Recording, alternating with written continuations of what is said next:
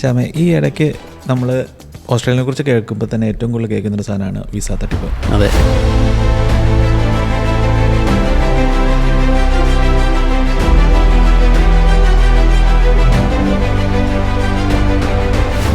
Visa, shopping മാളിലേക്കുള്ള visa, bus ഓടിക്കാനുള്ള visa. കൊച്ചിയിൽ വീണ്ടും വിസ തട്ടിപ്പ്. വിസ തട്ടിപ്പിൽ യുവതിയും സുഹൃത്തും അറസ്റ്റിൽ.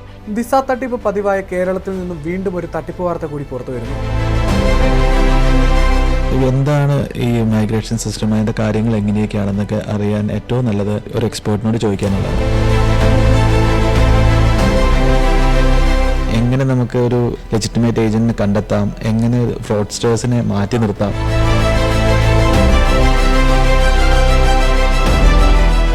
ഓസ്ട്രേലിയയുടെ ആവറേജ് ഏജ് എന്ന് പറയുന്നത് 39-40 ആണ്. അതായത് ഒരു ഏജിങ് പോപ്പുലേഷൻ.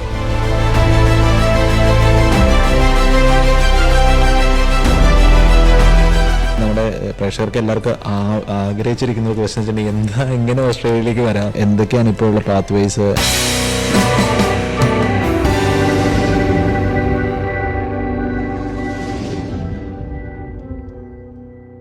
ശ്യാമേ, ഈ ഇടയ്ക്ക് നമ്മൾ ഓസ്ട്രേലിയനെ കുറിച്ച് കേൾക്കുമ്പോൾ തന്നെ ഏറ്റവും കൂടുതൽ കേൾക്കുന്നൊരു സാധനമാണ് വിസ തട്ടിപ്പ്. അതെ.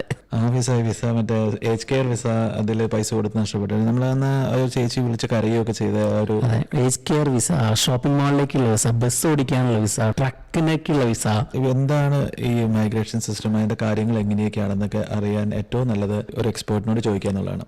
അപ്പം നമ്മുടെ കൂടെ ഇന്നുള്ളത് അങ്ങനെ ഒരു എക്സ്പേർട്ടാണ് മിന്റു കുര്യൻ ഫ്രം അഡിലെയ്ഡ്. മിന്റു ഒരു മൈഗ്രേഷൻ ഏജന്റ് ആണ്, സർട്ടിഫൈഡ് ലെജിറ്റിമേറ്റ് ആയിട്ടുള്ള ഒരു ഏജന്റ് ആണ്. മിന്റുവിനെ കുറിച്ചും മിന്റുവിന്റെ മൈഗ്രേഷൻ ബിസിനസിനെ കുറിച്ചും ആസ് എൻ ഓൺട്രപ്രണർ അതും വെരി ഇൻട്രസ്റ്റിംഗ് ആണ്. അപ്പൊ നമ്മളൊരു കുറച്ച് നാളെ നമ്മളൊരു ആ ഒരു ജേണിയിലാണ് നമ്മൾ ആൾക്കാരെ നമ്മൾ പരിചയപ്പെടുത്തിക്കൊണ്ടിരിക്കുന്നത്. അപ്പം welcome Mintu to the show inspired folks. Thank you. ക്വസ്റ്റ്യൻസിൽ കൊടുക്കുമ്പോൾ ആദ്യം തന്നെ ഞങ്ങൾക്ക് അറിയേണ്ട ആവശ്യം, എങ്ങനെ ഇതിലേക്ക് വരാം ആസ് എൻ ഓൺട്രപ്രണർ, ഇതിലേക്ക് എത്തിച്ചേരാമെന്ന് ചിന്തിച്ചത് എന്തുകൊണ്ടാണ്? ഇതിനെപ്പറ്റി ചിന്തിച്ചത് ഫസ്റ്റ് ഓഫ് ഓൾ നിങ്ങളുടെ വീഡിയോ നേരത്തെ വീഡിയോ ഒക്കെ ഇറക്കുമായിരുന്നുണ്ടെങ്കിൽ എനിക്ക് അതിന്റെ ഒരു ഇൻസ്പിറേഷൻ കിട്ടിയേനെ. നമുക്ക് ഇപ്പം ഈ ഒരു കഴിഞ്ഞ 1-2 വർഷത്തിനുള്ളിലാണല്ലോ നിങ്ങൾക്ക് അറിയാമല്ലോ ഇങ്ങനെ ഒരു എന്റർപ്രണർഷിപ്പിനെ പറ്റിയും ഇങ്ങനെ ജീവിതത്തിൽ സക്സസ് ആകുന്ന കാര്യത്തെ പറ്റിയൊക്കെ ആൾക്കാർ ഈ വീഡിയോസും കാര്യങ്ങളൊക്കെ വരും. ഒരു 3-4 വർഷം മുമ്പ് അങ്ങനെ ഒരു വീഡിയോസ് അല്ലെ അങ്ങനെയുള്ള യൂട്യൂബിൽ അവൈലബിൾ അല്ലായിരുന്നു. കാരണം ചില ജീവിത സാഹചര്യങ്ങൾ നമ്മളെ ചിലപ്പം ചില ഡിസിഷൻസ് എടുക്കാനായിട്ട് നമ്മളെ പ്രേരിപ്പിക്കും. അപ്പം എന്റെ ഒരു ലൈഫിൽ വന്നത് എന്താണെന്ന് വെച്ച് കഴിഞ്ഞാൽ, ഞാൻ കോൺസ്റ്റന്റ് ആയിട്ട് ഒരു സോളിഡ് ഒരു ക്യാമ്പസ് മാനേജറായിട്ട് ഒരു കോളേജിൽ ജോലി ചെയ്യുക. അത് വളരെ സ്റ്റേബിൾ ഇൻകം ആയിരുന്നു. പക്ഷെ സെയിം കാര്യങ്ങൾ തന്നെ റിപ്പറ്റേറ്റീവ് ആയിട്ടുള്ള ടാസ്ക്. അങ്ങനെ വന്നപ്പോഴത്തേക്കും ഞാൻ നോക്കിയപ്പം അവിടെ നമ്മൾ മീറ്റ് ചെയ്യുന്ന ആൾക്കാരെല്ലാവരും തന്നെ students, international students, visa holders ആണ്. അപ്പൊ അവരുടെ വിസ ചലഞ്ചസ് അതുപോലെ പല പല കാര്യങ്ങളാണ് നമ്മൾ ഡെയിലി കാണും. അപ്പൊ അങ്ങനെ വന്നപ്പോൾ എന്തുകൊണ്ട് ഇങ്ങനെ ഒരു മൈഗ്രേഷൻ പാത്തിലോട്ട് എന്തുകൊണ്ട് ചിന്തിച്ചുകൂടാ, ഈ ഒരു സ്റ്റെപ്പ്, ഈ ഒരു കരിയർ എന്തുകൊണ്ട് ചൂസ് ചെയ്തുകൂടാൻ ആലോചിച്ചു. പിന്നെ മോറോവർ ഇതിനകത്ത് എപ്പോഴും എല്ലാ ദിവസവും ഓരോരോ പുതിയ പുതിയ റൂൾസ് വരികയാണ്. കുറെ എന്നും അപ്ഡേറ്റഡ് ആയിട്ടുള്ള ഒരു ഫീൽഡാണ്. അപ്പൊ ഇതൊക്കെയാണ് ഈ ഒരു ഫീൽഡിൽ.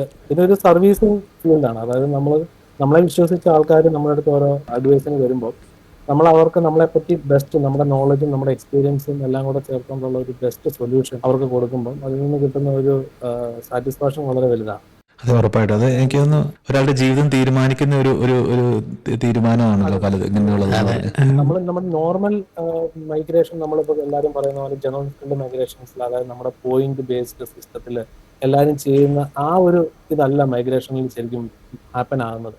ഇവിടെ നമ്മൾ ഡെയിലി കാണുന്ന ആൾക്കാരെന്ന് പറഞ്ഞു കഴിഞ്ഞാൽ അവരുടെ വിസ റിഫ്യൂസലായി, അല്ലെങ്കിൽ വിസ ക്യാൻസലായി, അല്ലെങ്കിൽ ചില പേരൻസ് അവരുടെ പിള്ളേരെ ഇൻഫന്റിനെയൊക്കെ ടൂറിസ്റ്റ് വിസയിൽ ഇങ്ങോട്ട് കൊണ്ടുവരാനായിട്ട് നോക്കിയിട്ട് അത് പറ്റുന്നില്ല, അല്ലെ അത് ക്യാൻസലായി, അവർക്കൊരു ഫാമിലി റീയൂണിയൻ, അങ്ങനെ കോംപ്ലിക്കേറ്റഡ് ആയിട്ടുള്ള കേസസ് ആണ് നമ്മളെന്നും ഡീൽ ചെയ്യുന്നത്. അവർക്ക് നമ്മൾ കാരണം ഒരു റിസൾട്ട് വരുമ്പം ചിലപ്പം ദൈവത്തിന്റെ അനുഗ്രഹം കൊണ്ടും ചില ആൾക്കാരുടെ സമയം കൊണ്ടും ആയിരിക്കും അവർക്കൊരു പോസിറ്റീവ് ആയിട്ടുള്ള റിസൾട്ട് വരുന്നത്. പക്ഷെ നമ്മൾ അതിന്റെ ഒരു ഭാഗമാകുമ്പോൾ വളരെ റിവാർഡിംഗ് ആയിട്ടും വളരെ സാറ്റിസ്ഫൈഡ് ആയിട്ടുള്ള ഒരു കാര്യമാണ്. എന്താണ് ഒരു ലെജിറ്റിമേറ്റ് ഒരു മൈഗ്രേഷൻ ഏജന്റ് ഇൻ ഓസ്ട്രേലിയ, അവരുടെ ഒരു പ്രത്യേകതകൾ എന്തൊക്കെയാണ്, എങ്ങനെ നമുക്ക് ഒരു ലെജിറ്റിമേറ്റ് ഏജന്റിനെ കണ്ടെത്താം, എങ്ങനെ ഫ്രോഡ്സ്റ്റേഴ്സിനെ മാറ്റി നിർത്താം? അതൊരു വളരെ നല്ല ക്വസ്റ്റ്യൻ ആണ് ലെജിൻ ചോദിച്ചത്. കാരണം നമ്മളൊരു മൈഗ്രേഷൻ ഏജന്റ് ആകാന്ന് പറഞ്ഞു കഴിഞ്ഞാൽ ഇപ്പോഴത്തെ ഒരു കാലഘട്ടത്തിൽ ഈ 2025 നമുക്ക് ഒരു ഗ്രാജുവേറ്റ് ഡിപ്ലോമ, ബാച്ചിലർ ഡിഗ്രി കഴിഞ്ഞിട്ടുള്ള ഒരു graduate diploma in migration law എന്ന് പറയുന്ന 1.5 വർഷത്തെ കോഴ്സ് കംപ്ലീറ്റ് ചെയ്യണം. കംപ്ലീറ്റ് ചെയ്തതിന് ശേഷം നമുക്ക് ആ ക്വാളിഫിക്കേഷൻ കിട്ടിയതിന് ശേഷം ഗവൺമെന്റിന്റെ ഒരു എക്സാമാണ്, ഗവൺമെന്റിന്റെ എക്സാം എന്ന് പറയുന്നത് അത് ക്യാപ്സ്റ്റോൺ എക്സാം എന്ന് പറയും. അതൊരു വളരെ വളരെ ടഫായിട്ടുള്ള ഒരു എക്സാമാണ്. ഒരു ഇൻഡിപെൻഡന്റ് ബോഡിയാണ് നടത്തുന്നത്. അപ്പോൾ അതിന്റെ സക്സസ് റേറ്റ് എന്ന് പറയുന്നത് 20% ഉള്ളൂ ഒരു വെപ്പൺ. എല്ലാ എക്സാമിനും 20%. അപ്പോൾ ആ ഒരു എക്സാം പാസ്സായിട്ട് നമുക്ക് IELTS 7 ഇംഗ്ലീഷിന്റെ സ്കോർ വേണം. അപ്പോൾ ഇത് ഇത്രയും കിട്ടിക്കഴിഞ്ഞതിന് ശേഷമാണ് നമുക്ക് ഈ രജിസ്ട്രേഷൻ കിട്ടുന്നത്.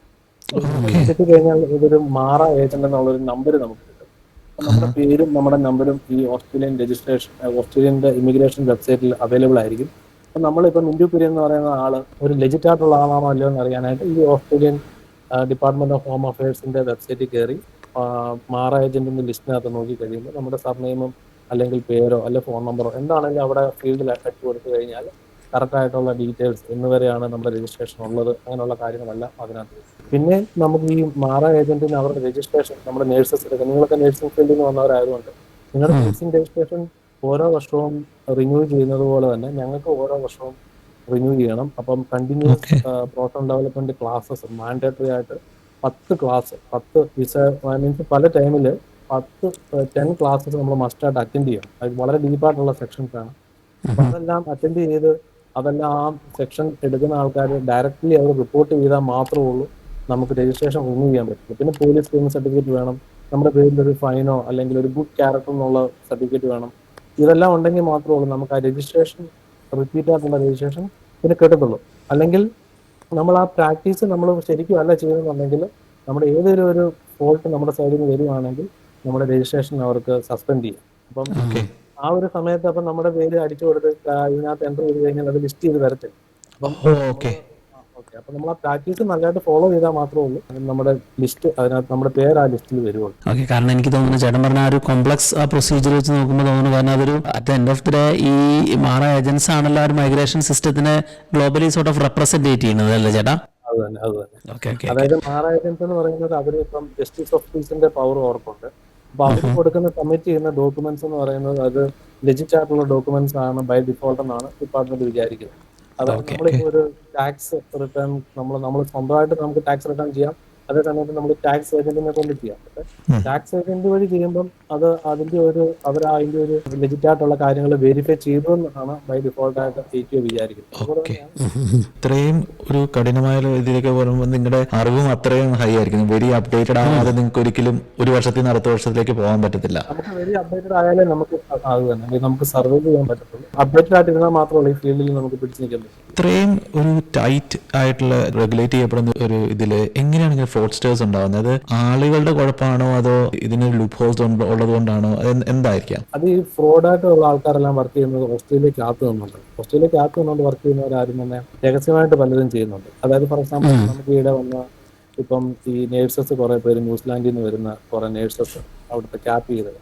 അപ്പൊ അവര് അങ്ങനെയുള്ളവരെ തട്ടിപ്പിന് പെട്ടെന്ന് ഇരയാകും. കാരണം എന്താണെന്ന് വെച്ച് കഴിഞ്ഞാൽ അവർ ഓൾറെഡി കുറെ പൈസ സ്പെൻഡ് ആയിട്ടിരിക്കുകയാണ്. അപ്പൊ അവരൊക്കെ എവിടെ നമുക്ക് പൈസ സേവ് ചെയ്യാന്നുള്ള രീതിയിൽ ആലോചിച്ചുകൊണ്ടിരിക്കുന്നവരാണ്. അപ്പം അവർ നോക്കുമ്പോൾ ഇങ്ങനെ ചില ആൾക്കാർ പറയും ഞങ്ങൾ ചെയ്തു തരാം, നിങ്ങളുടെ അൺമാക്സ് സ്കിൽ അസസ്മെന്റ് ഞങ്ങൾ ചെയ്തു തരാം, ഇത്ര ചെറിയ പൈസ. കാരണം അതിപ്പം നമുക്ക് അവരുടെ അക്കൗണ്ടിൽ നിന്നായിരിക്കും അവരുടെ യൂസർ അക്കൗണ്ടിൽ നിന്നായിരിക്കും ഇവർ കയറി ചെയ്യുന്നത്. അപ്പം കിട്ടുന്ന റിസൾട്ട് കിട്ടിക്കഴിയുമ്പോഴായിരിക്കും അത് മുഴുവനും ഭയങ്കര റിസൾട്ട് വളരെ ബാഡായിട്ട് കുളമായിട്ട് കിടക്കുന്നത്. പക്ഷെ അപ്പൊ അങ്ങനെയുള്ള ആൾക്കാർ പല ഏരിയയിലും ഉണ്ട്. പിന്നെ നമുക്ക് ചില ബ്ലോഗർമാരെന്ന് പറയുന്നവരും ഇതുപോലെ തന്നെ അവരുടെ ഇതിന് റീച്ച് കിട്ടാൻ വേണ്ടി അവർ ഈ വിസയുടെ ഓരോ വിസയുടെ ഇവിടെ വന്ന മെയ്റ്റ്സ് വിസ അപ്പൊ അതെല്ലാം എങ്ങനെ എൻ്റർ ചെയ്യണമെന്നുള്ള വളരെ ഡീറ്റെയിൽ ആയിട്ട് അവരുടെ ഇതിനകത്ത് കാണിച്ചു കൊടുക്കും. പക്ഷെ എന്തോ ലാസ്റ്റ് അവർ പറയും ഞങ്ങളൊരു മൈഗ്രേഷൻ ഏജന്റ് അല്ല, നിങ്ങളൊരു മൈഗ്രേഷൻ കൺസൾട്ടന്റിനെ കാണണമെന്ന് ലാസ്റ്റ് പറയും. എല്ലാം പറഞ്ഞിട്ട് പറയും. പക്ഷെ ഇത് കണ്ടു കഴിഞ്ഞ ആൾക്കാരെല്ലാരും അത് വെച്ച് ഫോളോ ചെയ്യും. പക്ഷെ എലിജിബിൾ അല്ല. ഈ മെയ്റ്റ്സ് വിസയിൽ ഈ പ്രാവശ്യം ഇൻവിറ്റേഷൻ കിട്ടിയ ആരും തന്നെ എലിജിബിൾ അല്ലായിരുന്നു. എല്ലാവരും $25 എന്ന് പറഞ്ഞുകൊണ്ട് നമ്മുടെ നാട്ടിലുള്ള എല്ലാവരും തന്നെ രജിസ്റ്റർ ചെയ്തു. കിട്ടിയത് ആരും എലിജിബിൾ അല്ല. ഞാൻ പറഞ്ഞു തന്നെ ഫ്രോഡായിട്ടുള്ളവർ ഓസ്ട്രേലിയയിൽ അധികം കുറവാണ്, നാട്ടിലുള്ളവരാണ് അധികം ഇങ്ങനെ ചെയ്യുന്നത്. കാരണം അവർക്ക് പ്രത്യേകിച്ച് ഒരു റൂൾസ് ആരെയും നോക്കേണ്ട കാര്യമില്ല, അവരൊന്നിനോടും പോകണ്ടല്ലോ. ഓസ്ട്രേലിയയിൽ അങ്ങനെ എന്തെങ്കിലും നടന്നു കഴിഞ്ഞാൽ അതിന് റിപ്പോർട്ട് ചെയ്ത് കഴിഞ്ഞാൽ അത് പണിഷബിൾ ഒഫൻസ് ആണ്. അടുത്ത ക്വസ്റ്റ്യൻ വെച്ചിട്ടുണ്ടെങ്കിൽ ഇപ്പൊ ഒരു ഏജന്റിനെയും കൊണ്ട് ചെയ്യുന്നത് അല്ലെങ്കിൽ ഒരു ലോയറിനെയും കൊണ്ട് വിസ ചെയ്യുന്നതുകൊണ്ടുള്ള അഡ്വാൻറ്റേജ് എന്താണ്? 2 ടൈപ്പിലുള്ള ആപ്ലിക്കേഷൻസ് വരും. ഒന്ന് സ്ട്രേറ്റ് ഫോർവേഡ് ആയിട്ടുള്ള ആപ്ലിക്കേഷൻസ് വരും, പിന്നെ വേറെ കോംപ്ലിക്കേറ്റഡ് ആയിട്ടുള്ള കേസ് വരും. ഒന്നാമത്തെ കാര്യം സ്ട്രേറ്റ് ഫോർവേഡ് ആയിട്ടുള്ള ആപ്ലിക്കേഷനിൽ നമ്മൾ ഉദ്ദേശിക്കുന്ന പല കാര്യത്തിനകത്തും വരുന്ന ചില ക്വസ്റ്റ്യൻസ് വളരെ ഇച്ചിരി കൺഫ്യൂസിംഗ് ആയിട്ടുള്ള ക്വസ്റ്റ്യൻസ് ആയിരിക്കും. അപ്പൊ അവിടെ നമ്മൾ കൊടുക്കുന്ന ഓരോ വിസയ്ക്കും ടൈം ഓഫ് ആപ്ലിക്കേഷൻ ക്രൈറ്റീരിയയും ടൈം ഓഫ് ഡിസിഷൻ ക്രൈറ്റീരിയയും ടൈം ഓഫ് ആപ്ലിക്കേഷൻ ക്രൈറ്റീരിയയിൽ നമ്മൾ എന്തെങ്കിലും ഒരു സംഭവം മിസ് ചെയ്ത് കഴിഞ്ഞാൽ അതിന്റെ റിസൾട്ട് എന്ന് പറയുന്നത് ഡിസാസ്റ്റർ ആയി. ഫോർ എക്സാമ്പിൾ ഇപ്പൊ നമുക്കറിയാവുന്ന ഒത്തിരി പേരുണ്ട്. മാസ്റ്റേഴ്സ് കഴിഞ്ഞ് അറിയാമല്ലോ, നമുക്ക് ആദ്യം ചെയ്യേണ്ട ഒരു വിസയാണ് പോസ്റ്റ് സ്റ്റഡി വർക്ക് വിസ. വളരെ സിമ്പിൾ ആയിട്ടുള്ള വിസയാണ്. അതിനകത്ത് ചെയ്യേണ്ട ചില കാര്യങ്ങളുണ്ട്. അതിനകത്ത് അത് നമ്മൾ ആ ടൈം ഓഫ് ആപ്ലിക്കേഷനിൽ അത് വെച്ചില്ലെന്നുണ്ടെങ്കിൽ അവരുടെ വിസ റിഫ്യൂസൽ ആയിപ്പോകും. പിന്നെ ART എന്ന് പറയുന്ന അഡ്മിനിസ്ട്രേറ്റീവ് ട്രൈബ്യൂണലിൽ പോകണം. അവിടുന്നും കിട്ടത്തില്ല. അത് കഴിഞ്ഞിട്ട് പിന്നെ ഒരു വർഷം കഴിഞ്ഞിട്ട് പിന്നെ ഫെഡറൽ സർക്യൂട്ട് കോർട്ടിൽ പോകണം, പിന്നെ ഫെഡറൽ ഫുഡ് കോർട്ടിൽ പോകണം. അങ്ങനെ ലാസ്റ്റ് സുപ്രീം കോർട്ട് വരെ നമുക്ക് വേണമെങ്കിൽ അങ്ങനെ പോവാം. കാരണം നമ്മൾ ടൈം ഓഫ് ആപ്ലിക്കേഷൻ ക്രൈറ്റീരിയയിൽ ചെയ്യേണ്ട കാര്യം ചെയ്തു. പിന്നെ ഒരു എക്സാമ്പിൾ ആണെങ്കിൽ ഇപ്പം IELTS ഉള്ള ആളായിരിക്കാം, പക്ഷെ ചിലപ്പോൾ അത് IELTS അതിനകത്ത് വെച്ചില്ല. അല്ലെങ്കിൽ ചിലർ വിചാരിക്കും ഓക്കെ IELTS എൻ്റെ കയ്യിൽ അന്നേരം വിസ ഇന്ന് തീരുവാണ്, ഇന്ന് ഞാൻ ലോഡ് ചെയ്യുവാണ്, തന്നെ ലോഡ് ചെയ്യുവാണ്, പക്ഷെ ഞാൻ ഡേറ്റ് എടുത്തിട്ടുണ്ട് നാളെ. അപ്പം ഡേറ്റ് നാളെ എടുത്തിട്ടുണ്ടല്ലോ, അത് നാളെ അപ്ലോഡ് ചെയ്യാൻ മതിയല്ലോ എന്നുള്ള ധാരണയിൽ നമ്മൾ ചെയ്യും. പക്ഷെ ടൈം ഓഫ് ആപ്ലിക്കേഷൻ ക്രൈറ്റീരിയ അവിടെ നമ്മൾ മീറ്റ് ചെയ്യുന്നില്ല. അപ്പൊ അങ്ങനെയൊക്കെയുള്ള കാര്യങ്ങൾ ഇതിനകത്ത് വരുന്നു. വളരെ സിമ്പിൾ ആണ് നമ്മൾ വിചാരിക്കുന്നത്. പക്ഷെ പല കാര്യങ്ങൾ വളരെ ആക്യുറേറ്റ് ആയിട്ട് ചെയ്താലേ ഉള്ളൂ ഇത് പറ്റും. എനിക്ക് തോന്നുന്നു എല്ലാവരും ഫീസ് കൊടുക്കണം എന്നുള്ളവരാണ്. നമ്മളെ നിങ്ങൾ ചെയ്യുന്ന നിങ്ങൾ ഇത്രയും എക്സാംസും കാര്യങ്ങളും ഫീസും നിങ്ങൾക്ക് അത് വെരി ജസ്റ്റിഫൈഡ് ആണ് ആ ഫീസും എന്നും. പിന്നെ അതൊരു ഒരു സേഫ്റ്റി നെറ്റ് ആണല്ലോ. ജിജിൻ ചോദിച്ചിരിക്കുന്ന ഈ ക്വസ്റ്റ്യൻസ് വളരെ റിലവന്റ് ആണ്. കാരണം എല്ലാവരും നമ്മുടെ രജിസ്റ്റേർഡ് മൈഗ്രേഷൻ കൺസൾട്ടന്റിന്റെ ബാക്കിയുള്ള എല്ലാ ഏജൻസിനെ ഒരു ഏജന്റ് എന്നുള്ള രീതിയിലാണ് ആൾക്കാർ കാറ്റഗറൈസ് ചെയ്യുന്നത്. അപ്പം നിങ്ങളുടെ ഏജൻസി എത്രയാണ് ചാർജ് ചെയ്യുന്നത്, ഏജൻസിയുടെ റേറ്റ് എത്രയാണ്, അതാണ് നമ്മൾ വിളിക്കുന്നവരെല്ലാവരും ചോദിക്കുന്നത്. ഫീസ് എന്ന് പറയുന്നത് ഞങ്ങളെ സംബന്ധിച്ചിടത്തോളം നമ്മളൊരു ഓഫീസിൽ ഒരു CBD ഓഫീസ് എടുത്ത് അവിടെ സ്റ്റാഫും നമ്മുടെ ഇൻഫ്രാസ്ട്രക്ചറും പിന്നെ ഞങ്ങൾക്ക് ഇൻഡെംനിറ്റി ഇൻഷുറൻസ് വേണം, പിന്നെ രജിസ്ട്രേഷൻ നമ്മൾ കീപ്പ് ചെയ്യണമെന്നുണ്ടെങ്കിലുള്ള എവരി ഇയറിലുള്ള ഫീസ് വളരെ കൂടുതലാണ്. ഓരോ CPDയും $200-300 CPD ആയിരിക്കും ഓരോന്നും. അത് 10 എടുക്കണം. നമ്മുടെ ലൈബ്രറി, ഒരു വാസ്റ്റ് ലൈബ്രറി മെയിൻറ്റെയിൻ ചെയ്യണം. അങ്ങനെ ഒരു വലിയൊരു കോസ്റ്റ് നമ്മുടെ ഇതിന്റെ കൂടെ അസോസിയേറ്റ് ചെയ്ത് വരുന്നുണ്ട്. അപ്പം മാത്രമല്ല നമ്മൾ ഈ പറഞ്ഞ ഡെയിലി നമ്മളിത് പ്രാക്ടീസ് ചെയ്യുന്ന ആളായതുകൊണ്ട് നമുക്ക് ഒരു കാര്യത്തിന് ആൻസർ എന്ന് പറയുന്നത് നമ്മുടെ ഒരു എക്സ്പീരിയൻസിൽ നിന്ന് വരുന്ന ഒരു ആൻസർ ആണ്. ഒരു നമ്മൾ കാർ മെക്കാനിക്ക് 30 മിനിറ്റ്സ് കൊണ്ട് ഒരു കാര്യം ചെയ്തു, പക്ഷെ ആ 30 മിനിറ്റ്സിന് നിങ്ങളുടെ 30 years ആണ് എന്ന് പറയുന്ന പോലെ ഇരിക്കും.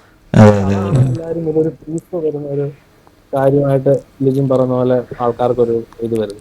ആ ഫീസ് കൊടുക്കുമ്പോൾ നമ്മൾ you getting the right advice. നമ്മൾ രണ്ടാമത് തന്നെ ഒന്ന് അതിനെക്കുറിച്ച് ചിന്തിക്കേണ്ട ആവശ്യമില്ല. ഒരു കറക്റ്റ് ആയിട്ടുള്ളൊരു ഇപ്പം മിഞ്ചുനെ പോലെ അത്രയും എക്സ്പീരിയൻസ്ഡും അത്രയും നോളജുള്ള ആളാണെങ്കിൽ രണ്ടാമതും ചിന്തിക്കേണ്ട ആവശ്യമില്ല. മറ്റത് തന്നെ ചെയ്യുമ്പം ഇതാണോ ശരി, അതാണോ ശരി, ഇതായിരിക്കാമോ എന്നുള്ള കൺഫ്യൂഷൻ. നമ്മൾ ഒരു തെറ്റ് ചെയ്ത് കഴിഞ്ഞാൽ ഇപ്പോൾ മെൻഷൻ ചെയ്ത പോലെ it may determine where you gonna go. ചിലപ്പം നേരെ വിസ കിട്ടേണ്ട ആള് 5 വർഷം കിടന്ന് ഈ ലൂപ്പിലൂടെ ചുറ്റിക്കൊണ്ടിരിക്കുന്നത്. അങ്ങനെയുള്ള ഒത്തിരി കഷ്ടപ്പെടുന്ന ആൾക്കാരെ നമ്മൾ ഡെയിലി കണ്ടിട്ടുണ്ട്. ഒത്തിരി പേര് ചെറിയ തെറ്റിന്റെ പേരിൽ അവരിങ്ങനെ ആ ലൂപ്പിനകത്ത് നിന്ന് കറങ്ങുന്ന ഒത്തിരി പേരെ കണ്ടിട്ടുണ്ട്. പിന്നെ നമ്മളും 100% കറക്റ്റ് ആണോന്നില്ല. അപ്പം അങ്ങനെയുള്ള കാര്യത്തിൽ വരുമ്പം ഞങ്ങളും എക്സ്ട്രാ ചില കോംപ്ലിക്കേറ്റഡ്, അതായത് നമ്മുടെ ട്രസ്റ്റ് ചെയ്ത് നമ്മുടെ അടുത്ത് ഒരാൾ വന്ന് ഒരു ക്വസ്റ്റ്യനായിട്ട് വന്നു കഴിഞ്ഞാൽ കോംപ്ലിക്കേറ്റഡ് ആണെങ്കിലും എന്താണെങ്കിലും നമുക്ക് അറിയാൻ വേണമെങ്കിൽ ഞാനും വേറെ വളരെ എക്സ്പീരിയൻസ് ആയിട്ടുള്ള ആൾക്കാരുടെ അടുത്ത് പെയ്ഡ് കൺസൾട്ടേഷൻ എടുത്ത് ഞാനും ചെയ്യാറുണ്ട്. നമ്മുടെ ക്ലയന്റിന്റെ ആ ഒരു നീഡ് നമ്മൾ സാധിച്ചു കൊടുക്കാന്നുള്ളത്. അതിപ്പം നമുക്ക് പേ ചെയ്യുന്നതിനെക്കാളും കൂടുതൽ ചിലപ്പം എന്റെ കയ്യിൽ നിന്ന് ചിലപ്പം പെയ്ഡ് ആയിരിക്കും. അങ്ങനെയും വരാറുണ്ട്. ഒരു ഏജന്റിന്റെ ഹെൽപ്പ് ഇല്ലാണ്ട് അല്ലെങ്കിൽ ഒരു മാറ ഏജന്റിന്റെ ഹെൽപ്പ് ഇല്ലാണ്ട് തനിയെ പോയി ചെയ്ത് കോംപ്ലിക്കേഷനിലേക്ക് പറ്റിയ ഏതെങ്കിലും ഒരു വൺ ഇൻസിഡന്റ് ഒന്ന് ജസ്റ്റ് ഒന്ന് ഷെയർ ചെയ്യാവോ? അങ്ങനെയുള്ള ഒത്തിരി ഇൻസിഡന്റ് ഉണ്ട്. ചിലത് ഇപ്പം അവരുടെ സീനിയേഴ്സ് ചെയ്തെന്ന് പറഞ്ഞുകൊണ്ടായിരിക്കും വരുന്നത്. സീനിയേഴ്സ് അവരിപ്പം വന്ന ആൾക്കാർക്ക് അവരുടെ കുറച്ച് പോക്കറ്റ് മണി പോലെ അവർക്ക് ഇപ്പം കൂട്ടുകാരുടെ റൂംമേറ്റ്സിന്റെ ഇപ്പം മൈഗ്രേഷൻ ഏജന്റിന് $500 കൊടുക്കുന്നതിന് പകരം $200-300 അവർക്ക് കൊടുക്കാൻ വേണ്ടി ഞങ്ങൾ ചെയ്തു തരാമെന്ന് പറഞ്ഞു. അങ്ങനെ ചെയ്തെന്ന് പറഞ്ഞു. അങ്ങനെ ചെയ്ത് വന്നു കഴിഞ്ഞാൽ പറ്റുന്ന ഇപ്പം അറ്റാച്ച് ചെയ്യേണ്ട പല ഡോക്യുമെന്റും അറ്റാച്ച് ചെയ്യാതെയും പ്രോപ്പറായിട്ട് ഫില്ല് ചെയ്യാതെയും ഓരോ ആൻസേഴ്സ് എല്ലാം റോങ് ആയിട്ട് കൊടുത്ത് നമുക്ക് അങ്ങനെ റിഫ്യൂസിൽ വരുന്ന ഒത്തിരി ആൾക്കാരുണ്ട്. പിന്നെ അവർ ART, പിന്നെ അവർക്ക് വർക്ക് റേറ്റ് ഇല്ല, പിന്നെ അവര് പേരൻസ് എന്നും വിളിച്ച് കരച്ചില്. കുറെ പേരൻസ് ഒക്കെ നമ്മളിപ്പം സ്റ്റുഡൻസ് ആണെങ്കിൽ അവരുടെ പേരൻസ് ഒക്കെ നമ്മളെയും വിളിക്കാറുണ്ട്. അപ്പൊ എന്ത് കരച്ചിലാണ്, അതാണ്, അതൊക്കെ വളരെ പെയിൻഫുൾ ആയിട്ടുള്ള കാര്യം.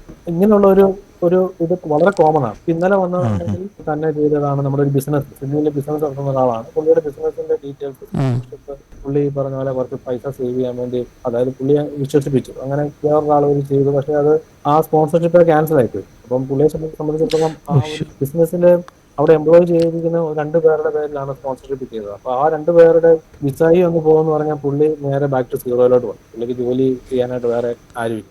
അങ്ങനെയൊക്കെയുള്ള കാര്യങ്ങൾ വരുമ്പോൾ വളരെ ബുദ്ധിമുട്ടായിട്ടുള്ള ചില കാര്യങ്ങളാണ് നമുക്ക് നമ്മൾ ഡെയിലി കാണുന്നത്. പ്രശ്നങ്ങൾ ഉണ്ടാവാറുണ്ട്. കാരണം നമ്മൾ അക്കൗണ്ടബിൾ ആണ്. അതായത് നാളെയും ഇതിനിപ്പോ നമ്മൾ അക്കൗണ്ടബിൾ ആണ്. നമ്മളിപ്പോ ഒരു കാര്യം ചെയ്തിട്ട് നാളെ ഞാൻ റോങ് ചെയ്താലും ഞാൻ അതിന് അക്കൗണ്ടബിൾ ആണ്. അതെ ഓക്കെ. വേറൊരാളുടെ അടുത്ത് ചെന്ന് നമുക്കത് ചെന്ന് ചോദിക്കാൻ പറ്റത്തില്ല, നിങ്ങൾ എന്തുകൊണ്ട് തെറ്റ് പറ്റി, നിങ്ങൾ വഴി വന്ന തെറ്റ് പറ്റി. ഞങ്ങളെന്ന് പറയുമ്പോൾ നമ്മൾ ഓപ്പൺ ആണ്, ഓഫീസിൽ നമ്മൾ ഓൾറെഡി അവൈലബിൾ ആണ്. 9 to 5 ആർക്ക് വേണേലും നമ്മളെ ചലഞ്ച് ചെയ്യാം. കാരണം നിങ്ങൾ ഇങ്ങനെ ഒരു സംഭവം പറ്റി. അപ്പോൾ നമ്മൾ വളരെ കെയർഫുൾ ആയിരിക്കും. പിന്നെ ഇപ്പൊ നമുക്കറിയാലോ ഇവിടുത്തെ ഒരു ലീഗൽ സിസ്റ്റവും എത്രത്തോളം അത് സപ്പോർട്ട് ചെയ്യണം അല്ലെങ്കിൽ പ്രൊട്ടക്ട് ചെയ്യണം എന്നുള്ളതും. ബിസിനസ് എന്ന രീതിയിൽ മിന്റുവിന്റെ വിഷൻ എന്താണ്? ബിസിനസ്സിൽ എനിക്ക് അങ്ങനെ പ്രത്യേകിച്ച് വലിയ വിഷനായിട്ടൊന്നും ഇല്ല. എങ്കിലും പക്ഷേ എനിക്ക് ഈ ഫീൽഡിൽ നിൽക്കുന്നിടത്തോളം കാലം വളരെ ജെന്യുവനായിട്ടും നല്ലൊരു പേര് എടുക്കണമെന്നുണ്ട്. അതായത് നല്ലൊരു മനുഷ്യൻ എന്നുള്ള രീതിയിൽ അറിയപ്പെടുന്നത് മാത്രമുണ്ട്. വലിയൊരു പണക്കാരനാണെന്നേക്കാളും കൂടുതൽ ഒരു നല്ലൊരു മനുഷ്യൻ അറിയപ്പെടണമെന്നുണ്ട്. കാരണം നമ്മളെ ചെറുപ്പത്തിലെ നമുക്ക് നമ്മുടെ ആഗ്രഹം നമ്മൾ കാരണം ബാക്കിയുള്ളവർക്ക് ഹെൽപ്പ് കിട്ടണം എന്നുള്ളൊരു ഉറപ്പായിട്ടും. അങ്ങനെ ഒരു സർവീസും എനിക്ക് ഡോക്ടറാണെന്നായിരുന്നു ആഗ്രഹം. ഡോക്ടറായിട്ട് എല്ലാവർക്കും പൈസയൊന്നും മേടിക്കാതെ ആൾക്കാരെ ചികിത്സിക്കണം, അങ്ങനെ ഒരു ആഗ്രഹമായിരുന്നു ഉണ്ടായിരുന്നു.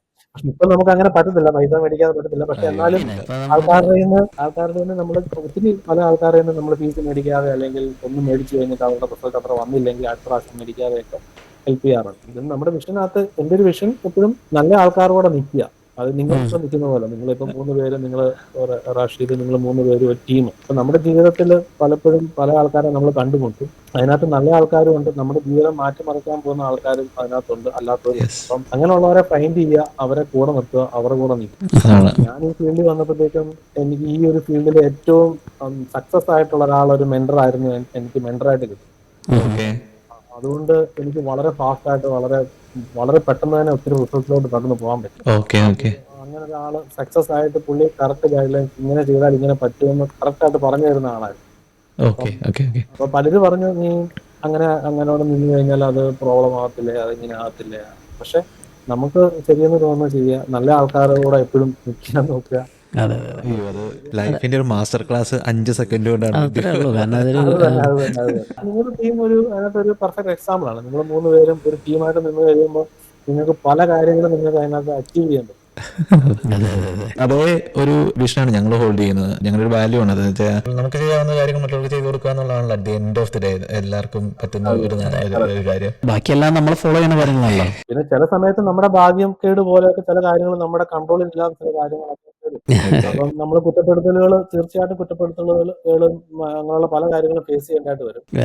നമ്മൾ അറിഞ്ഞുകൊണ്ട് ഒരാളെ ചെയ്യുന്നില്ല, നമ്മൾ അറിഞ്ഞുകൊണ്ട് ഒരാളുടെ ഒത്തിരി ഫൈനാൻഷ്യൽ ഗെയിൻ എടുക്കുന്നില്ലെങ്കിൽ നമുക്ക് മനസാക്ഷി അനുസരിച്ച് ചെയ്യാം. നമ്മുടെ പ്രേക്ഷകർക്ക് എല്ലാവർക്കും ആഗ്രഹിച്ചിരിക്കുന്ന ഒരു ക്വസ്റ്റ്യൻ എങ്ങനെ ഓസ്ട്രേലിയയിലേക്ക് വരാം, എന്തൊക്കെയാണ് ഇപ്പോൾ ഉള്ള പാത്ത് വേസ്? ഒരു വലിയൊരു ആൻസർ ആണ്. അതായത് നമുക്ക് ഓസ്ട്രേലിയയിലോട്ട് വരണമെന്നുണ്ടെങ്കിൽ ഓസ്ട്രേലിയയുടെ ആവറേജ് ഏജ് എന്ന് പറയുന്നത് 39-40 ആണ്. അതായത് ഒരു ഏജിങ് പോപ്പുലേഷൻ. മൈഗ്രേഷൻ ഇല്ലാതെ പറ്റത്തില്ല. യങ് ആയിട്ടും ടാലന്റ് ആയിട്ടുള്ള ആൾക്കാരെ ഓസ്ട്രേലിയ എപ്പോഴും വെൽക്കം ചെയ്യും. പിന്നെ ഓസ്ട്രേലിയയുടെ വേറൊരു അഡ്വാൻറ്റേജ്, ഓസ്ട്രേലിയ ഒരു വലിയ ഐലൻഡ് ആണ്, റിമോട്ട് ആയിട്ടുള്ള സ്ഥലമാണ്. ഇവിടെ ആര് വരണമെന്നുള്ളത് ഓസ്ട്രേലിയക്ക് ചൂസ് ചെയ്യും, അല്ലെ? അല്ലാതെ ആർക്കും വരാൻ പറ്റത്തില്ല. അപ്പം ഒരു 100 എഞ്ചിനീയേഴ്സ് ഈ വർഷം വേണം, അല്ല 1000 എഞ്ചിനീയേഴ്സ് വേണമെന്ന് പറഞ്ഞു കഴിഞ്ഞാൽ അവർക്ക് വേൾഡിൽ തന്നെ ഏറ്റവും ബെസ്റ്റ് 1000 എഞ്ചിനീയേഴ്സിനെ ചൂസ് ചെയ്യാൻ പറ്റും. അതിനകത്ത് നമ്മുടെ ഒരു പാർട്ട്, നമ്മുടെ ഇന്റർവ്യൂ നടക്കുന്ന നമ്മുടെ ഒരു കമ്മ്യൂണിറ്റി എന്ന് പറഞ്ഞാൽ മലയാളം, കേരളം, ഇന്ത്യ എന്നുള്ള ഇത് വരുമ്പോൾ അമേരിക്കയിലുള്ള ആൾക്കാർക്ക് അല്ലെങ്കിൽ യൂറോപ്പിലുള്ള ആൾക്കാർക്ക് ഇങ്ങോട്ട് വരേണ്ട കാര്യമില്ല. ജാപ്പനീസ് ആൾക്കാർക്ക് ഇങ്ങോട്ട് വരേണ്ട കാര്യം.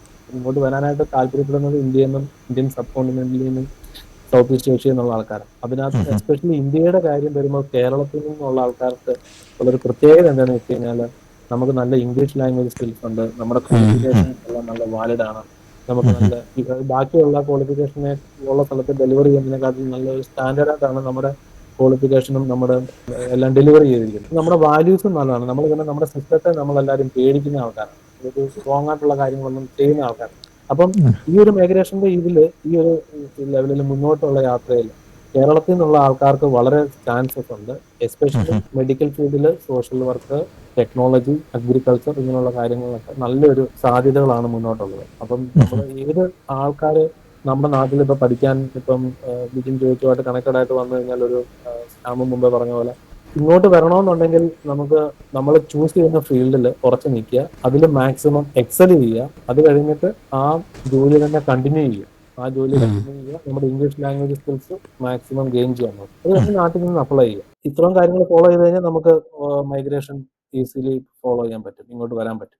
വീണ്ടും എനിക്ക് തോന്നുന്നു നമ്മൾ ഓസ്ട്രേലിയക്ക് വരാതിരിക്കുന്നവരുടെ വരാൻ ആഗ്രഹിക്കുന്ന എല്ലാവരുടെയും ഒരു ഇതാണ് പോയിന്റ് സിസ്റ്റം, പോയിന്റ് ബേസ്ഡ് ആയിട്ടുള്ള മൈഗ്രേഷൻ. അപ്പം അതിനെക്കുറിച്ച് ഒന്ന് എക്സ്പ്ലെയിൻ ചെയ്യാൻ പറ്റുമോ? പോയിന്റ് ബേസ്ഡ് മൈഗ്രേഷൻ ആണ് എപ്പോഴും ഇവിടെ നടക്കുന്നത്. ഓസ്ട്രേലിയ, കാനഡ പോലുള്ള സ്ഥലത്ത് ഏറ്റവും കൂടുതൽ നടക്കുന്നത് അതാണ്. പക്ഷേ ഈ ഒരു കാലഘട്ടത്തിൽ ഇപ്പം നിങ്ങൾക്കറിയാം ആർക്കും പോയിന്റ് ബേസ്ഡിൽ അത്ര ഇൻവിറ്റേഷൻ കിട്ടുന്നില്ല. കാരണം ഗവൺമെന്റ് കൂടുതലും ഈ മൈഗ്രേഷൻ സീറ്റ് അലോക്കേറ്റ് ചെയ്തിരിക്കുന്നത് എംപ്ലോയർ പാത്വേയിലൂടെ ആ ആൾക്ക് വേണ്ടിയ സ്കിൽ ഷോർട്ടേജ് ആയിട്ടുള്ള ആൾക്കാരെ അവർക്ക് 186 അല്ലെ 482 എംപ്ലോയർ സ്പോൺസർഡ് വിസത്തിലൂടെ കൊണ്ടുവരിക എന്നുള്ളതാണ് ഇപ്പോഴത്തെ ഒരു ട്രെൻഡ്.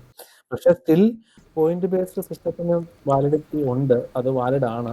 ഇൻവിറ്റേഷൻ അത്ര നടക്കുന്നില്ലെങ്കിലും അതിന് വാലിഡ് ആണ്. പോയിന്റ് ബേസ്ഡ് സിസ്റ്റത്തിൽ മെയിനായിട്ടും നമ്മുടെ പോയിന്റ് കാൽക്കുലേറ്റ് ചെയ്യുന്നത്, നമ്മുടെ പ്രൊഫൈൽ കാൽക്കുലേറ്റ് ചെയ്യുന്നത് നമ്മുടെ age, qualification, experience, English language skills, പിന്നെ പാർട്ണറുടെ, നമ്മൾ കല്യാണം കഴിച്ചിട്ടുണ്ടെന്നുണ്ടെങ്കിൽ പാർട്ണറുടെ സ്കില്ല്, ഒക്കുപേഷൻ പോസിറ്റീവായിട്ടുള്ള സ്കിൽ അസസ്മെന്റ് ഉണ്ടോ, ഇംഗ്ലീഷ് ലാംഗ്വേജ് സ്കിൽസ്, അങ്ങനെ കുറെ ഒരു ആട്രിബ്യൂട്ട്സ് ചേർന്നിട്ടാണ് ഈ പോയിന്റ് ബേസ്ഡ് സിസ്റ്റം എന്ന് പറയുന്നത്. ഈ ഒരു നോർമൽ കേസിൽ നമുക്ക് പണ്ടുതൊട്ടേ ഉള്ള ആൾക്കാരെല്ലാവരും തന്നെ ഇപ്പോൾ ഒരു നാട്ടിലുള്ള ഒരു എഞ്ചിനീയർ ആണ്.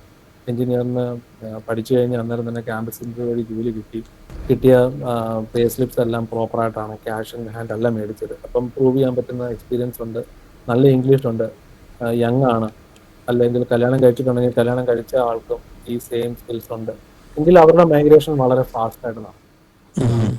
പോയിന്റ് ബേസ്ഡ് സിസ്റ്റത്തിന്റെ ഒരു എക്സാമ്പിൾ എന്ന് പറയും.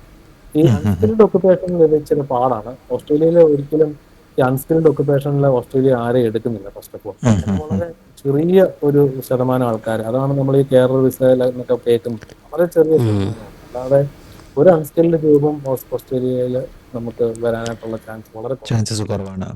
ഇപ്പൊ ചേട്ടൻ അൺസ്കിൽഡ് എന്ന് പറഞ്ഞപ്പോൾ ഞാൻ ഒരു എക്സ്പീരിയൻസ് ഇരിക്കുന്ന കഴിഞ്ഞ നമ്മൾ നാട്ടിൽ പോയപ്പോണ്ടായത്, വീടിന്റെ അടുത്ത് ഞാൻ എൻ്റെ ഒരു ഷോപ്പിൽ ജോലി ചെയ്യുന്ന ഒരു ചേച്ചി, ഞങ്ങളിങ്ങനെ സംസാരിച്ചുകൊണ്ടിരിക്കുമ്പോൾ ഞാൻ ഓസ്ട്രേലിയയിലേക്ക് പോകാനുള്ള ഒരു പ്ലാൻ ഉണ്ട്, ഇവിടെ ക്ലീനിങ് ജോബാണ്, 4 ലക്ഷം രൂപ കൊടുക്കാൻ പോവാണ് എന്നൊക്കെ പറഞ്ഞിട്ട് എൻ്റെ അടുത്ത് അങ്ങനെ പറഞ്ഞു. എനിക്ക് അവരുടെ അടുത്ത് അയ്യോ അങ്ങനെ ഉണ്ടാവാൻ ചാൻസ്, ഞാനത് കേട്ടു പോന്നു. പക്ഷെ ഞാൻ പിന്നീട് അവിടെ സംസാരിച്ചു, നിങ്ങളൊന്നുകൂടി ആലോചിക്കണം, അല്ലെങ്കിൽ പൈസ ഒത്തിരി തട്ടിപ്പുകൾ നടക്കുന്നുണ്ട് അങ്ങനെയൊക്കെ. അപ്പൊ അൺസ്കിൽഡ് എന്ന് പറഞ്ഞ ജോബ് കാറ്റഗറിയിൽ വരുന്ന കുറച്ച് ജോലികളൊന്നും ചേട്ടനെ മെൻഷൻ ചെയ്യാവോ കേൾക്കണവർക്ക് വേണ്ടിയിട്ട്? നാട്ടില് കൂടുതലും അതിന് നടക്കുന്നത് നേഴ്സിംഗ് അസിസ്റ്റന്റ്, കെയറർ ജോബുകള്, ട്രക്ക് ഡ്രൈവിങ്, അല്ലെങ്കിൽ റിമോട്ടായിട്ടുള്ള സ്ഥലത്തൂടെ വണ്ടി ഓടിക്കാനായിട്ട് ഡ്രൈവറെ വേണം, പിന്നെ ഫ്രൂട്ട്, ഈ ഓറഞ്ച്, മുന്തിരിങ്ങ ഇങ്ങനെയുള്ള കാര്യങ്ങൾ പറിക്കാനായിട്ട് ആളെ വേണം, പിന്നെ വേറെ ജോലികൾ, ക്ലീനിങ് ജോലികൾ, ഇതൊക്കെയാണ് സൂപ്പർ മാർക്കറ്റിലെ ജോലികൾ. ഇതൊക്കെയാണ് ശരിക്കും കോമൺ ആയിട്ട് കേൾക്കുന്ന ജോലികൾ. അപ്പം നാട്ടിലുള്ള ആൾക്കാർക്ക് ഷോർട്ട് ടൈം ഗെയിനാണ്, അവർക്ക് ഇങ്ങനെ ഒരു മാർക്കറ്റിംഗ് ചെയ്ത് കുറച്ച് പൈസ ഉണ്ടാക്കി പെട്ടെന്ന്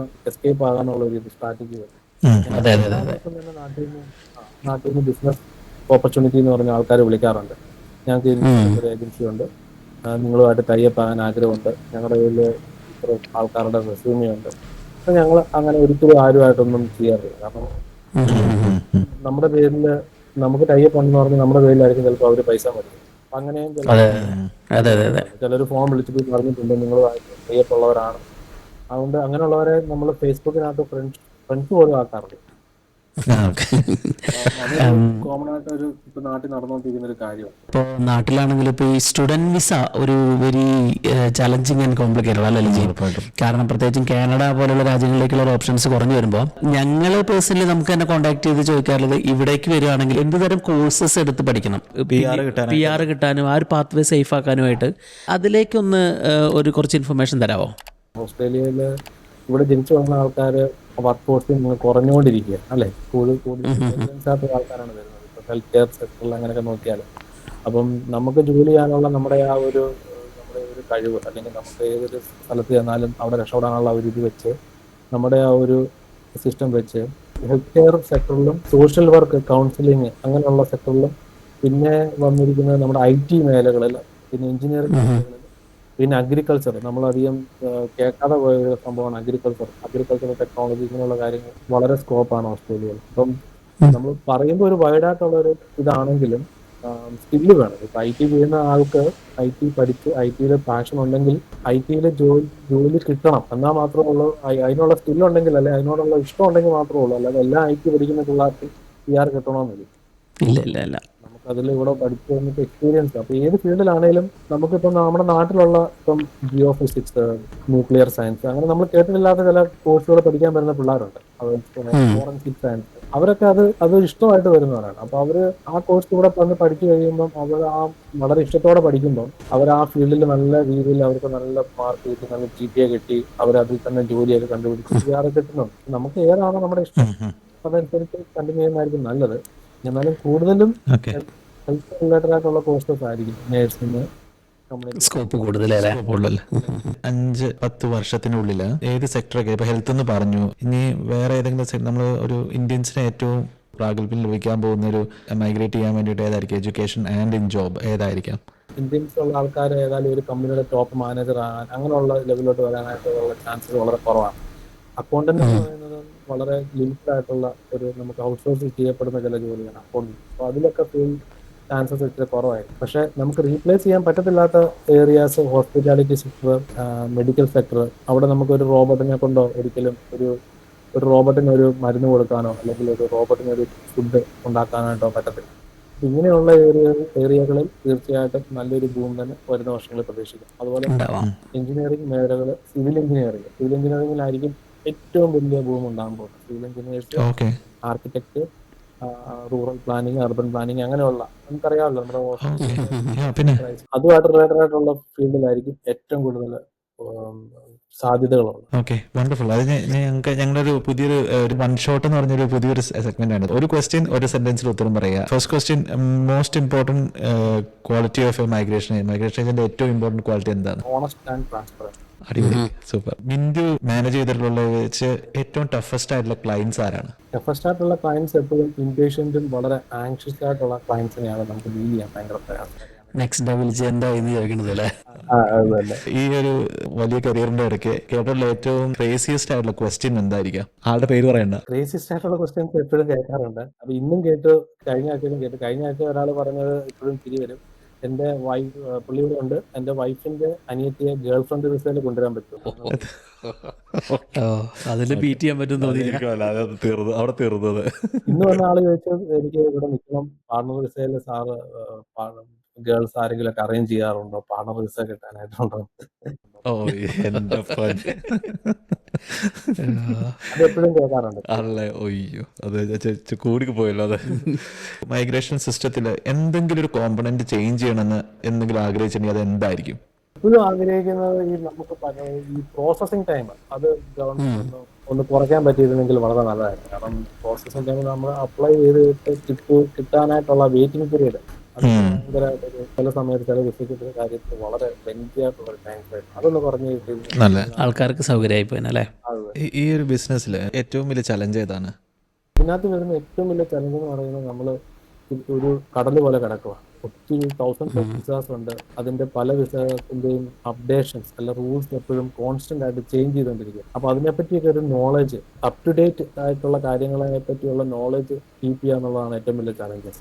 എങ്ങനെ മിന്റു കുര്യനെ കോണ്ടാക്ട് ചെയ്യാവുന്നതാണ്? എങ്ങനെ അപ്പോയിന്റ്മെന്റ് ബുക്ക് ചെയ്യാം ഇപ്പൊ ഇതിലേക്ക് വരാൻ ആഗ്രഹിക്കുന്നവർക്ക്? ഞങ്ങളുടെ ഈ അപ്രൈറ്റ് മൈഗ്രേഷൻ കൺസൾട്ടന്റ് എന്ന് പറയുന്ന സ്ഥാപനം 2015 മെൽബണിൽ സ്റ്റാർട്ട് ചെയ്തതാണ്. 2020 നമുക്ക് വെബ്സൈറ്റിൽ ഈസി ആയിട്ട് ഫൈൻഡ് ചെയ്യാൻ പറ്റും. ഗൂഗിൾ റിവ്യൂസ് എല്ലാം ഉണ്ട്. നമ്മുടെ കോൺടാക്ട് നമ്പറും ഡീറ്റെയിൽസും എല്ലാം ഞാൻ നിങ്ങൾക്ക് ഇവിടെ ഷെയർ ചെയ്യാം. ഓക്കെ, ഉറപ്പായിട്ടും. ഇമെയിലും ഫോൺ നമ്പറും ഒക്കെ കൊടുക്കാം. പിന്നെ ഞങ്ങൾക്ക് അപ്പോയിന്റ്മെന്റ് ബേസ്ഡ് സിസ്റ്റമാണ്. നമുക്ക് വെബ്സൈറ്റിനകത്ത് അപ്പോയിന്റ്മെന്റ് അല്ലെങ്കിൽ ഗൂഗിളിൽ കൊടുത്തു കഴിഞ്ഞാൽ അപ്പോയിന്റ്മെന്റ് ബുക്ക് ചെയ്യാനുള്ള ഓപ്ഷൻസ് ഉണ്ട്. വാട്സാപ്പിൽ കണക്ട് ചെയ്യാം, ഇമെയിലിൽ കണക്ട് ചെയ്യാം, ഫോൺ നമ്പർ എല്ലായിടത്തും അവൈലബിൾ ആണ്. ഇതൊക്കെയാണ് ഇങ്ങനെയൊക്കെ നമ്മളെ കോൺടാക്ട് ചെയ്യാം. നമുക്ക് വേണ്ടിയിട്ട് ഇത്ര സമയം സ്പെൻഡ് ചെയ്തത് ഒത്തിരി താങ്ക്സ് ഉണ്ട്. അതിൽ ഒത്തിരി ഇൻഫർമേഷൻ നമുക്ക് ആൾക്കാർ കിട്ടിക്കാണെന്ന് നമുക്ക് വിശ്വസിക്കാം. അത് തന്നെ. നിങ്ങളുടെ വീഡിയോ എപ്പോഴും ചെയ്യുമ്പോൾ ഓരോ കാര്യങ്ങളൊക്കെ പറയുമ്പോഴും അത് എപ്പോഴും വളരെ ഫ്രൂട്ട്ഫുൾ ആയിട്ടുള്ള കാര്യങ്ങളാണ് നിങ്ങൾ വീഡിയോയിലൂടെ സംസാരിക്കുന്നത്. അനുഭവം അതുപോലെ ബാക്കിയുള്ള ആൾക്കാർക്കുള്ള മാർഗനിർദ്ദേശങ്ങൾ നമ്മളിപ്പോൾ ഒരു മലയാളി നമ്മുടെ ഒരു കമ്മ്യൂണിറ്റിയിൽ അധികം ആരും ചെയ്യത്തില്ലാത്ത ഒരു കാര്യമാണ്. കേൾക്കുന്നവർ ആദ്യം കാണുമ്പോൾ വീഡിയോ കാണുമ്പോൾ വിചാരിക്കും ഓക്കെ രണ്ടുപേരും അപ്പുറം ഇപ്പുറം എന്താണ് പറയുന്നത്. പക്ഷെ അവർക്ക് പറയുന്നത് എന്താണ് കേട്ട് കഴിയുമ്പോൾ നമുക്ക് മനസ്സിലാവും നമ്മുടെ ജീവിതത്തിൽ നടക്കാൻ പോകുന്ന കാര്യങ്ങളും അതിനെപ്പറ്റി റിലേറ്റഡ് ആയിട്ടുള്ള പല കാര്യങ്ങളുമാണ്. ഒരു മലയാളി എന്നുള്ള രീതിയിൽ നമ്മൾ ഞാൻ വളരെ അഭിമാനത്തോടെ അതിനെ കാണുകയാണ്. സന്തോഷം. മുന്നോട്ട് അങ്ങനെ തന്നെ കൊണ്ടുപോകണമെന്ന് അഭ്യർത്ഥിക്കുകയാണ്.